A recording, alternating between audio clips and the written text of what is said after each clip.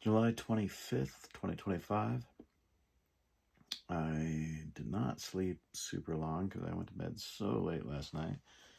Now I'm kind of tired. I should have crashed out a while ago, but I am getting to bed noticeably earlier than yesterday, so that's good.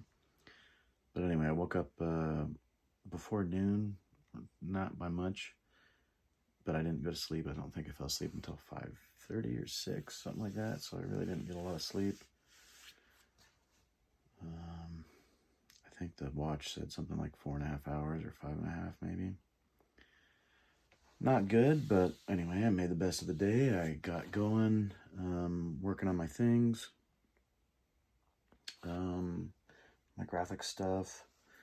At the moment, I'm actually having a hard time remembering exactly what I was focused on. I didn't work on it too long, though. Before heading out around 2:30. Oh yeah, what I did work on, I started getting the things set up for some color grade stuff, not just the graphics, things I've been working on, and started doing laundry and stuff, and then headed out to go to Boyd's to hang out with him and Adam tonight. I think I left around 2:30 or 2:45, got to Boyd's around 3:45, and our goal for the day was to watch the classic Happy Gilmore movie and follow that up by watching the brand new Happy Gilmore movie. And it was fun. It was good to see the old one.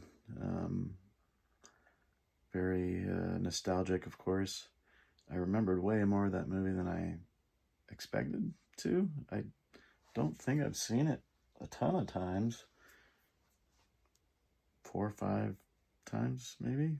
I don't know, but I really don't think the last time I watched that movie had to be 20 years ago. I don't know. But, good movie. And it was fun, and the new movie was good too. It was different for sure, had a different vibe in many ways, but the same classic vibe as well. It was a good successor. Obviously not as good as the first, but that's pretty normal. It's it's not breaking any new ground because it is following the original. And I think that's fine. It was good. I'd even be happy to see it again. Funny enough for that. Good to see a comedy again too. There's not a lot of comedies coming out these days that are specifically intended to be comedies. After that, I think I got headed out around 9:30, 10. Got back here, and I've been working on the graphic stuff.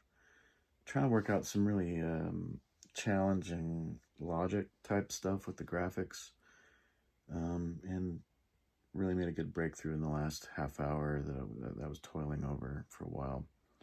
So I feel pretty good about going to sleep, even though I should have gone to sleep hours ago. I was contemplating going to bed before even figuring it out, because often sleeping will kind of let your brain work on the problem, and then when you wake up in the morning, you figure it out a lot quicker, maybe even immediately.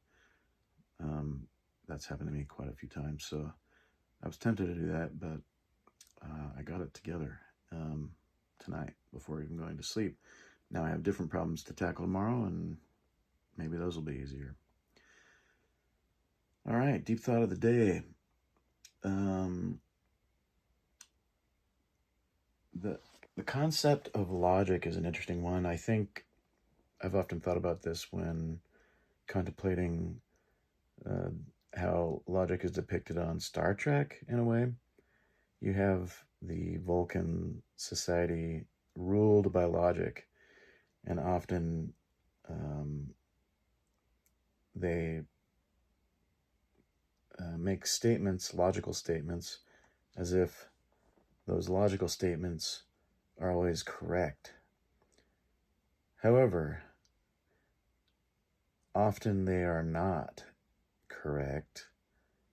And what I think leads to that, and what I think often leads to the same problem that we humans, normal people, experience in the normal life, is that we don't have the complete picture. And what I mean by that is um, the logic that we think we have about a certain situation or whatever, it's not taking into account every variable. And because it isn't taking into account every variable, it it actually often has it feels like it actually is completely logical, because it's sort of isolated. We probably see it as an isolated thing from the surrounding context. Let me think if I can think of an example here.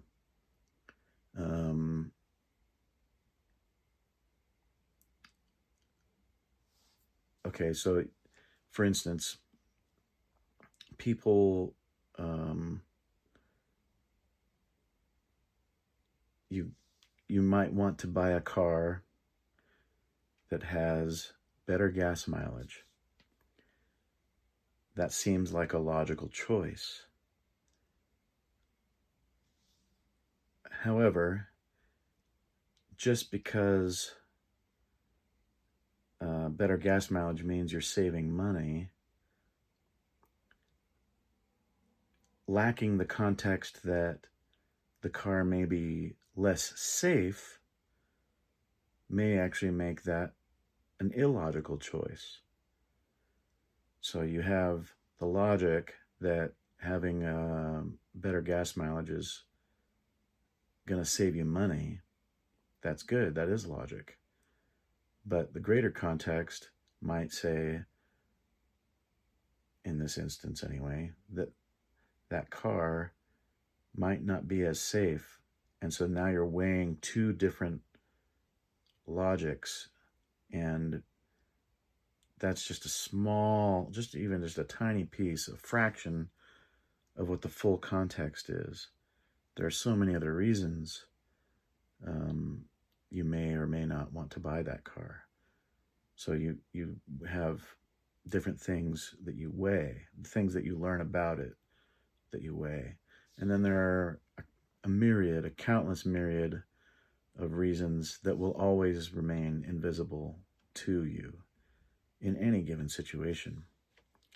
So because of that, we lacking knowledge of everything perfectly, we run through this life making our best logical guess about how to do anything in particular. And often, because the logic, no matter what, will always be flawed, we make mistakes and try to learn from those mistakes. And maybe you could apply this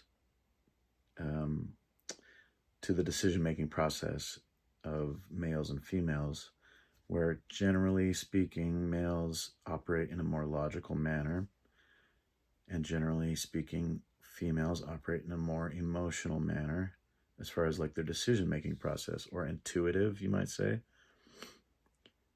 And what this says to me is that logical decision-making is neither better nor worse than intuitive decision-making in some instances. Maybe not all instances. Obviously, intuitive or emotional decision-making is often just going to be lucky if it's right. But logical decision-making will also be lucky. The only, I guess, benefit that logic has is that it has, you're drawing on clear evidence to make your decision. Clear evidence that is explainable, I guess. Whereas intuitive decision-making is more based on feelings that are kind of beneath the surface already. They're subconscious. Of course, there's going to be some conscious feelings that inform emotional decision making, but in both cases, the complete picture is not available. A complete knowledge of all variables, which would factor into any given decision, there's just so much that is not visible. So in reality, logic versus intuition doesn't always mean logic is the correct thing, doesn't always mean intuition is the correct thing. And in fact, in general, even though men might be more logical and women might be more intuitive, both parties are leaning on a mix of both, I would say, in general. They just might lean a little more heavily as one or the other. And then every decision you make is going to be a little mix of either anyway. Even though I try to operate logically as often as I can, I know that the chocolate malt that I ate tonight was not really the correct choice because I know it affects my health in a negative way. But the intuitive, emotional part of me decided that eating the chocolate malt was the right choice. And so it was. I really did enjoy the chocolate malt. Anyway, those are some of my thoughts about logic and about perspective and intuition. Perspective meaning our understanding of a situation. Yeah. So what kind of call to action does that mean? I think that really means be a little less hard on yourself or others when they make a decision that ends up being that ends up showing clear evidence of being a wrong choice or action. Just be a little more forgiving on that because we all have a limited picture of every decision we make, basically. So, and we're doing the best we can. We're all working with limited information. That's just the nature of life. We only have so many sensory inputs, so many experiential inputs, so many peripheral inputs, and aids that are ever influencing us in whatever we do. So be a little forgiving. All right. That's all I have today. A little more deep philosophical type stuff. But that was kind of on my mind, and I'm glad I got to talk it out. Hopefully that was useful to you. Until next time, take it easy, y'all.